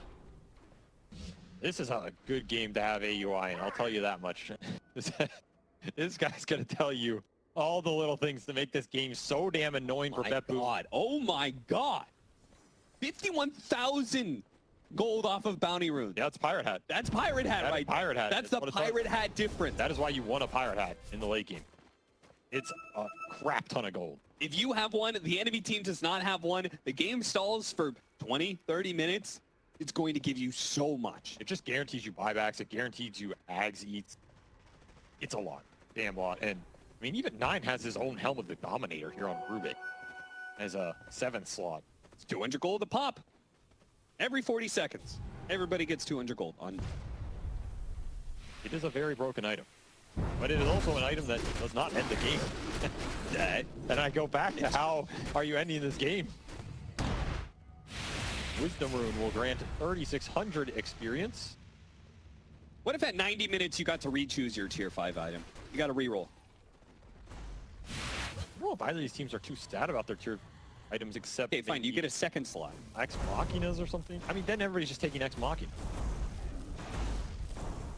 By the way, is anybody not 30? Yes, there are some heroes in this game that are not 30. It is Save, it is Toronto, Tokyo, and it is 9 in AUI, and there are 3 Wisdom Runes waiting for Toronto, Tokyo. You'll pick them all up for over 10,000 experience at once. I've never seen that one before. They were saving them just for him, and that'll be all 30 online. Betboom here. No, that's the beauty of Dota. Every single game, you're going to see something different you haven't seen before. I mean, normally this is actually where Clock becomes insanely stupid because his talents altogether are some of the most broken in the game. You're like spell immune and cogs with this battery assault going at insanely small intervals, doing crazy damage. But the problem is he's first such a toxic lineup. Pushing out, Skeeter's going to run into GPK on the low ground. They couldn't get the initiation. Jump it now, but it's a little bit too late. Skeeter's already gotten out. Another failed jump from Betboom, and they're going to get the last launch from Toronto to Tokyo. The Aeon Disc trying to protect him. Once again, they're going to use the Doom on him because they know it's a diveback. And the Nullifier plus the sight onto Skeeter. They have the cheat. They got him the blast. They got him. Holy crap, GPK ripped them to shreds. Pure. He just finds Skeeter like that. He's just too good, apparently. They still are going, though, even without Skeeter. He has no buy. Flying back. They're going to be able to kill the Underlord. Jump forward from Nightfall, trying to find more. These heroes do not have buyback on Betboom, so Tundra, they can either pull the trigger on their buyback and try and end the game, or they could just hold the advantage. Oh, there's no reason to buy back the Phantom Lancer here. It's not a guaranteed win. They're gonna get saved too. Save, can't get out of this. Yeah, he's steady. Too much catch. Well, he does have buyback up. He will instantly use it to put the cooldown on reset here. But yeah, 90 seconds. 2 heroes missing for Betboom, and that Underlord, which was their high ground defense. But can you siege it without the Phantom Lancer? You have no physical damage.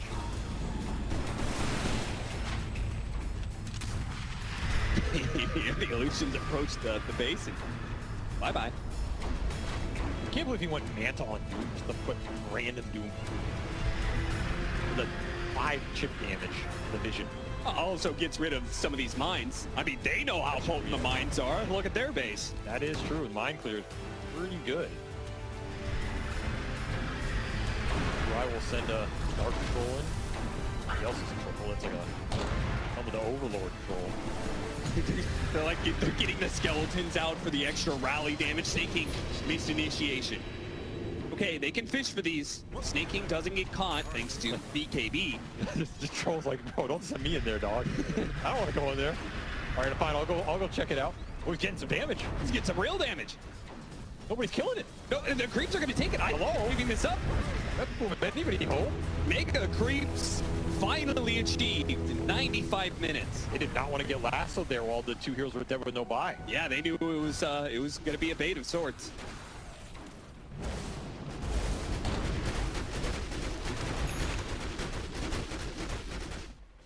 GPK, a 3rd Divine Rapier, but are you ever going to find the targets to shred in the first place? Keeps on finding the Doom, keeps on finding the Enchantress or the Bat Rider, but never the Phantom Lancer.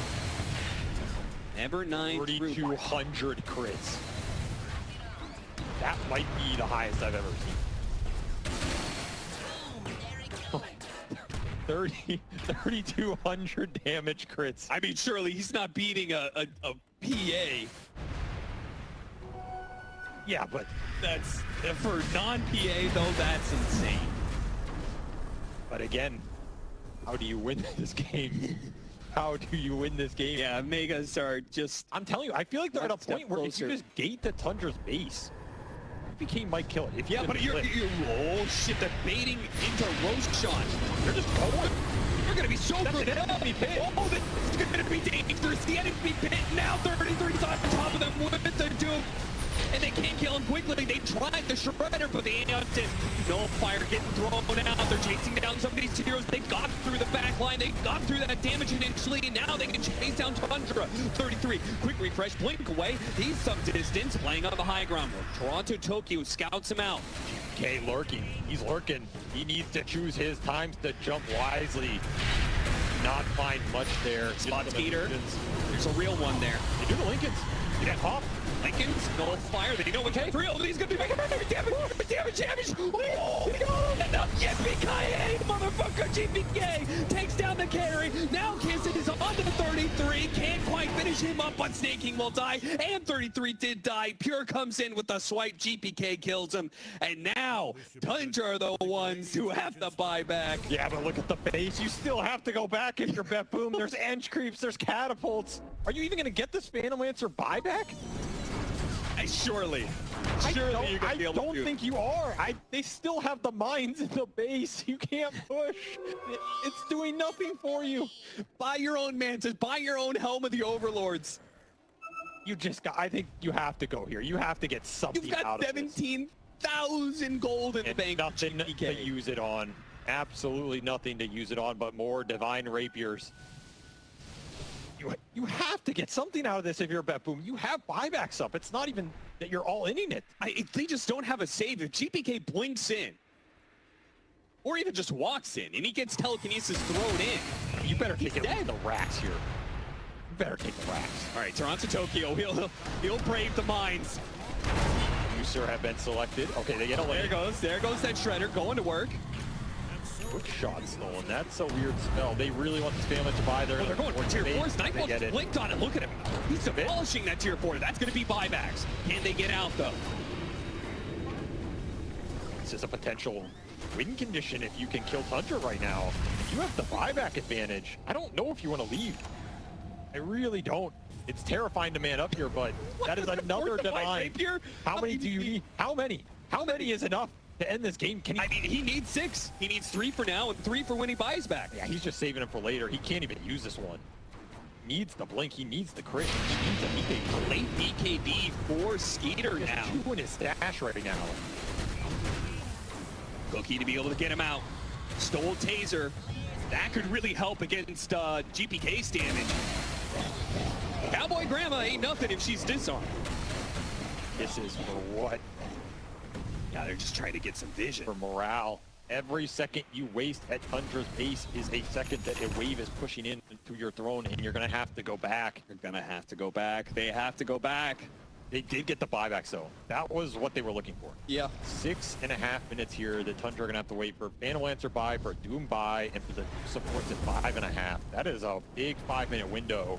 Betboom can put something together, get the lanes in, maybe get a rune. You have 2 divines sitting in GPK stash right now, so even if the Snapfire dies, you got backup guns here waiting for you in the arsenal. You got another Roshan. I don't know what Roshan is. Is this Roshan like number 7 at this point or something? Does anybody not have an Axe? Cure does not have an Axe. You should let this Roche go to Radiant. I think you should let this go to Radiant and get it for the Axe. I don't think Refresher Shard is doing it. Nobody has the slot. It does help GPK for the Shredder. The Axe on Pure is bigger here. I mean, does GPK want to carry a Refresher Shard? If he does, then okay. I get it better. You have to give up something bigger. You're going to have to give up Blink or a BKB for it. He wants the Aegis. They let it go to... I think maybe they intentionally let it go to Daylight, okay. and it swapped over to the Ags. They got it anyway. Going to consume it. All right, that's pretty good too. I think that's what you rather do here. You get the last Ags. This Ags on the Underlord is effective. You get move slow, you get an extra hit. Not worthless here. We'll continue. As once more, Betboom. Do they want to push the advantage? Do they want to try and punish the buyback cooldowns as the clock turns over to 100 minutes here? Ooh, this game. It has gone on a while. It has gone on a while. Starting to get sore, starting to sweat, starting to feel the tension. What was the longest professional match you ever played in? Not this long. It was a long one though. Well, what was it like? Like when you really get like, do you actually start getting like uncomfortable sitting in your chair? You get tired. Tension. You actually start getting tired. You get fatigued. You've been in adrenaline mode for a while. It affects you. And then every time there's a fight, you have to re-amp into the high energy state, right? And then it's like another 10-minute lull that kills you. And it's brutal. It's absolutely brutal. I do not envy their position. I do not envy AUI's position. Who's like, sure guys, I'll stand in. What's the worst that can happen? And then been thrown into the furnace game from hell. Well, you know, it's only fitting that he is on the rough side of a Techie's game. 2K net worth lead, 101 minutes, 56-34, and Betboom are looking for a way to close out this game. They've gotten the buybacks out of Tundra. But how do they breach the base? It is the same question that has been haunting them for an hour. You have to go during these buyback cooldowns. You do not have a choice if you are Betboom. You need to kill That Hero. initiation is going to put Toronto Tokyo on a hook shot. Immediately, a Doom, nullfire, and he's dead. there goes that. Wait for it, just ahead of the lasso. Spooky moment there for Nightfall. And they stole mines again. I'm telling you, if Betboom do not get something out of this time when Tundra are vulnerable, I don't know when you are. Well, they're not getting it now. Bottom lane's pushing in. Like, They have to what go is back. the play? What is the play? I don't see anything else. Somebody's going to break. It's gonna Somebody's take going to slip. pure raw courage to win this game. At some point, you are going to have to man up. Yeah. I think that actually is, maybe it's just courage versus will. Betboom have to have the courage to make a move that is game ending, and Tundra just have to have the will to just turtle it out. Wait for the slip of a Betboom, because it is going to happen at some point.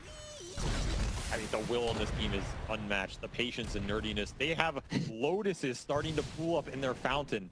They are saving. They're going for the block of cheese. cheese. Like, All right. they got everything. The troll is guarding them. There's gems outside the pit. There's 4 smokes on AUI's courier waiting to be used. They are gearing up Sitting around. all these little things right now. Never know what will make the difference. As another Divine Rapier bought by GPK. Divine Rapier? This must be the record for the most, right? Like 6 Divine Rapiers. This guy out of stock or what? Butterfly. Butterfly. Yeah, I mean, It's a good butterfly game. it's a good butterfly game. There's no evasion Pierce right now. These My Divines God. aren't doing anything if you miss the man. A very heads-up purchase by Skeeter. What did he give up for that? Diffusal? No, still got the disperser. Oh, yeah, the dispersion. Oh, hook shot in. Hook shot barely missed. He used the doppelganger just at that moment. Come in. The pick goes through. Nightfall. Straight to the overthrow. It's already dead. 2 minutes on the clock. Nightfall. Oh, afterwards. But he's going to be last. 2 minutes of the last. GPK as well. Double. Together. Oh, no. It's all falling apart. Nightfall by. A second line here for GPK. Can he do anything out of this? What are the back going to be? Doom, half health. GPK here. Riding him down. He's dead so easily. This is a disaster for Betboom. Doom, Nightfall doesn't finish, but you give it off to Tanning trying to steal. Dieback. Tanning, staking. He dies for it. That's going to be the the Rapier hero, the Shred running in. The Shred trying to get it off. BK, he's going to be the worst.